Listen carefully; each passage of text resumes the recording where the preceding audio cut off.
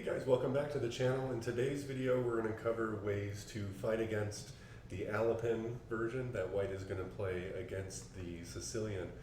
One of the things that I want to always recommend is, if you're a Sicilian player, not to just rush into your normal Sicilian. So I normally play the Sicilian Najdorf, which in most Sicilian setups means I'm going to play d6 here, but white doesn't normally play c3. White a lot of times is playing knight to f3, but YouTubers and great chess players like Daniel Naroditsky, who has over 250,000 followers on YouTube, is a big proponent of the Alapin system for white. So a lot of people are starting to play it, and so what I decided to do in this game is not just take my normal Sicilian approach with d6, but to actually attack the Alapin with a system specifically to go against the Alapin. Which it turns out, this sequence here with d5 on the second move is a great way to fight against the Alapin. Now, white is going to take, and then you're going to come out and you're going to take with the queen.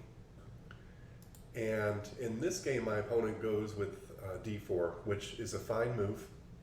And in this situation, we want to take, and the computer recommends for white to go ahead and take with the c-pawn, not to take with the queen. And here in this position, I haven't studied this line, but when I just played this game, I used to play the Scandinavian defense a lot, and so this is a very similar position here.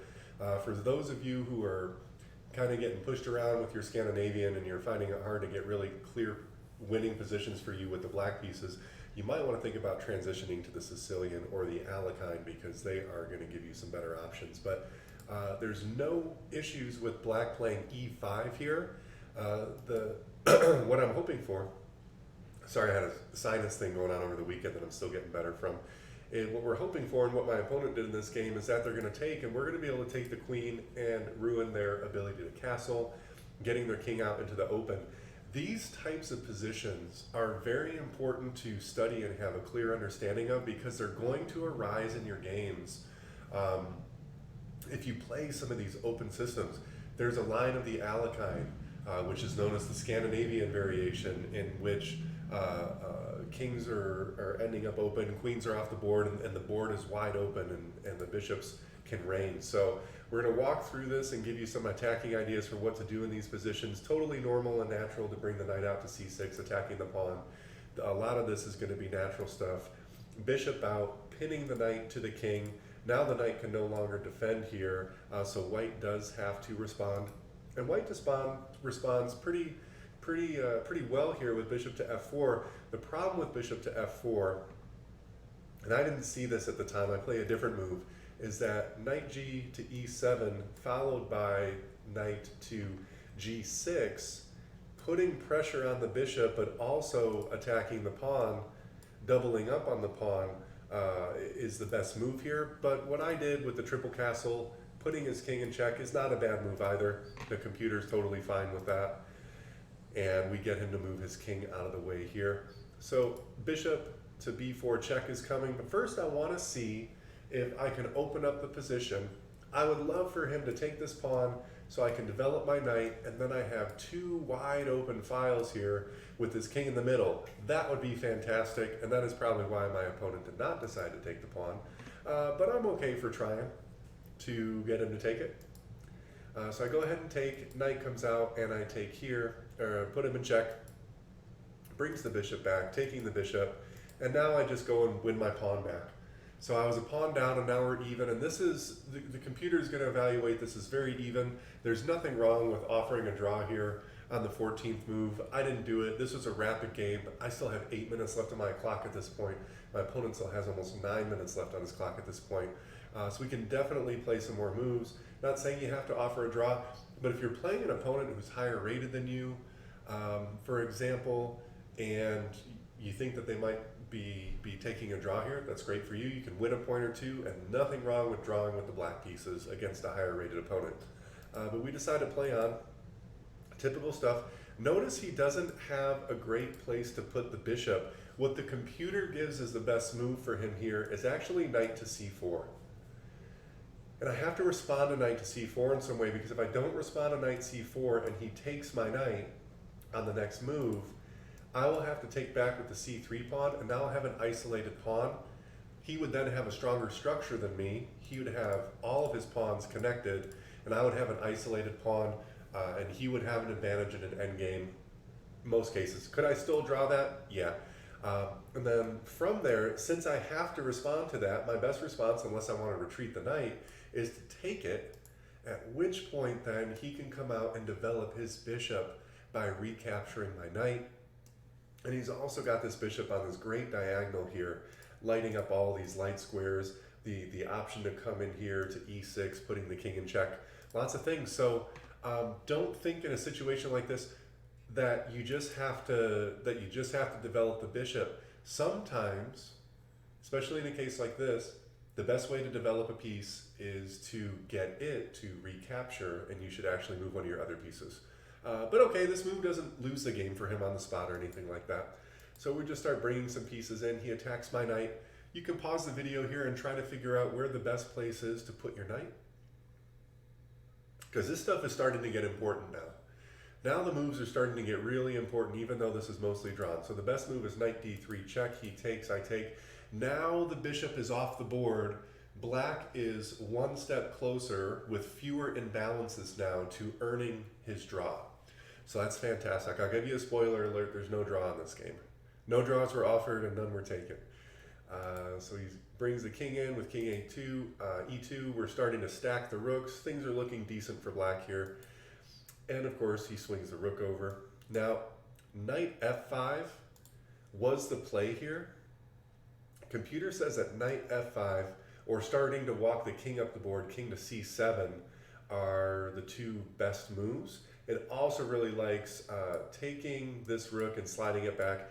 Computer just sort of asking me to do any move but the one that I did, but it really likes knight to f5 here. So something to consider there. I looked at knight f5, I'm like, where am I going to go after f5? I'm susceptible to a big pawn push there. Now he's gobbling up space. Who knows? But decided to move over and initiate some trades here. What I should have done, according to the computer here, is just take the rook. Not sure why I didn't see this. I think I was hoping to get some tricky stuff where I might be able to get a revealed check on the king when I moved the knight after this, and then be able to snag his rook, but if he doesn't fall for it. But if we're not playing for tricks here, then the move is just rook takes rook, because in recapturing the rook, his king has to move backwards, and every king move in the endgame is highly valuable, since king can obviously only move one square at a time. But nevertheless, the check, we're here, and we're here. And we get some repositioning tactics here. King moves up. With this move now, dropping the knight. And the thing that I'm most concerned about is not allowing his knight over here, checking my king. So I want to go ahead and cover that square. And at this point now, as he's starting to rush up the queen side, he's got his knight over there, he's got his king over there. My king's a little bit more flexible, but he seems to be neglecting this other side of the board here. He seems to be neglecting actually the queen side. And so we're moving through, put him in check, and now I want to start my king moving up on this side over here. Before I initiated this sequence, I had tried to figure out all of his pawn pushes over here on this side of the board and what could come of it. I decided if he was going to push here, I was not going to take. That I would much rather have him take here, I take back, and then after push, that I would have pawns here and here, he would have pawns here and here. I would have this pawn defended with my knight on the square that it's on currently, and also have these two squares held down by the knight to prevent his king from rerouting over here to this side. It would make that route more circuitous for him. So it's really important to analyze these pawn structures in these positions, these endgame positions, especially when you have time on your clock. As I get deeper into chess and my rating goes up and I'm going against opponents who are stronger and stronger in these games, I've realized the importance of really knowing your opening. Initially, you learn opening so that you don't get trapped, so that you're not in a losing position by the fifth move of the game. Nobody wants that. and you're scrambling. And then as your openings get better, now you don't find yourself in losing positions anymore until move 10. And then your openings get better and you don't find yourself in losing positions anymore until move 15 or move 20. And even grandmasters will find themselves in losing positions by move 15 or move 20. So at that point, it becomes just as important to be able to play through your opening relatively quickly, to leave yourself more time to evaluate endgame positions, because mistakes in the endgame, you just have so much less time to recover from. It's like giving up a touchdown in football with 4 seconds left on the clock. Now you have 4 seconds to try to tie or win. So anyways, that's my my aside there. So he starts to push. Remember, we said we're not going to push over here. We're going to start working our way up the board. And this move here, what I'm hoping in this situation is he takes en passant, which a lot of players in my range will, because en passant's a very sexy move, right? And then I can take back with my pawn, and I achieve that pawn structure that I was hoping for. He does do it. I get it. He even locks it up for me, which is beautiful. If worse comes to worse, too, the fallback plan in this situation, though you hate to do it, but if you had to go into defense, knight to e7, followed by knight to g8, defends both of these pawns. Before he can double up on one of them, it's going to take 1, 2, 3, 4, 5 moves by his king in order to get over there. So my knight by itself can probably lock down this position. The beauty of this is as well that this d4 square would be essential in his king's route to getting in to lend support to the knight. And as soon as I get my king to c5, his king would not be able to get through. And again, at the worst, I should have a draw with the black pieces. I'm totally fine with this. But okay, so we're going to start running the pawns up the board, and he's starting to make, I don't know what this knight move accomplishes. I'm not really sure, but he abandons. This pawn is abandoned here.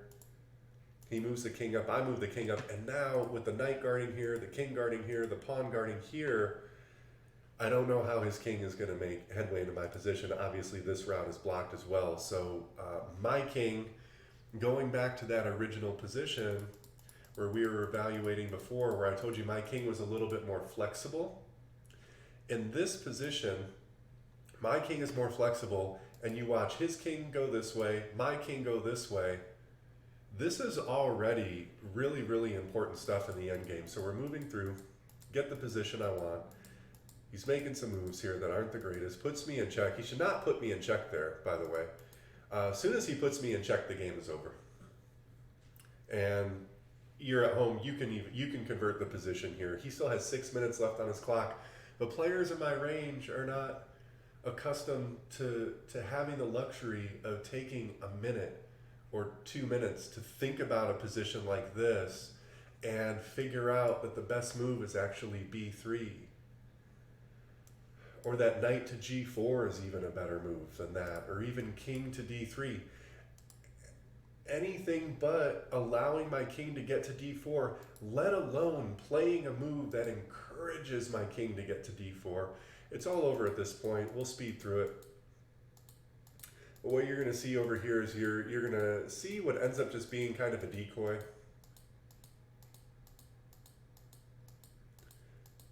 He can never really leave that pawn behind, right? Because that pawn is 2 moves away from queening.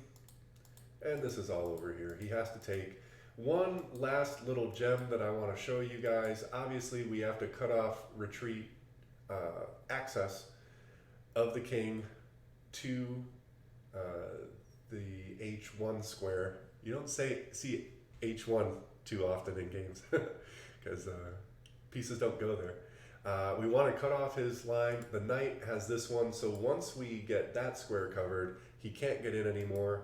One simple move with the king cuts off his ability to get over there, and then it's all over at this point, and we queen, and it's going to be game over. I still have 2.5 minutes left on my clock. He has 3:45. I just leave the knight over there and eventually go get checkmate, and we end up in a position over here where he resigns. So hope you guys enjoyed that. Really just to kind of recap, when you're going against this Alapin Sicilian, don't just go into your normal Sicilian stuff.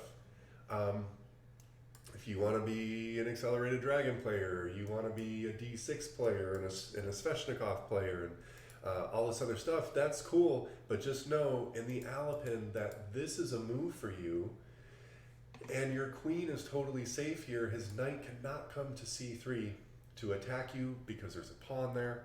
He's trained as white to play this move, and he's also trained as white to play this move. And so you are going to have, after e5, now remember, if knight c3, you just take the pawn. You're going to have a totally fine game here. We're taking, and at this point, 7 moves into the game, the computer says that this position is completely equal, and you just have to be ready to fight in these types of open positions. So hopefully you find this useful, and you'll enjoy some more success the next time you go up against the Alapin. Have a good one, guys.